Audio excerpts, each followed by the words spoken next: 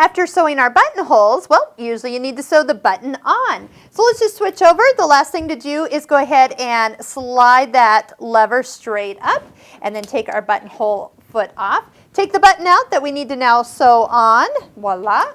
And you notice that if we pick the button sewing on stitch number 9, it tells us no foot and the feed dogs are lowered. So I'm going to take the accessory box off.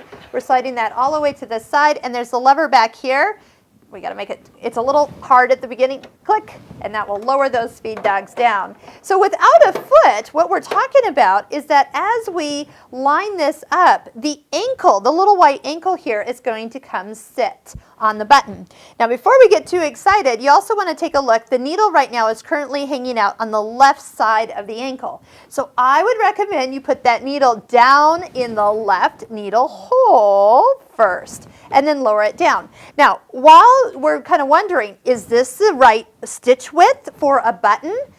Yes, actually, probably 99.9% of buttons all have the same stitch width or hole opening. Now, they're a little deceiving because they look bigger or smaller, but when you actually line them up, they do. They line up. It's awesome. But if you need to adjust that for any reason, a different size of button, a specialty button, you can make that bigger or smaller. Just double check the swing of the needle. The other thing that you see is that there's a ×8 now on your machine. So if you do want it to, it's going to go back and forth 8 times. If you want it to do more, then we're going to arrow down or up if you want to add or subtract. That's what the arrows are showing you right there. So let's just leave it at 8. It's actually a good amount of stitches, but I want to go down one hole and I want to test that the needle is lined up with the second hole. Once those two have lined up, you can step on your foot control, let it finish, it locks, and it cuts. So we're already done. Okay, and on to the next button.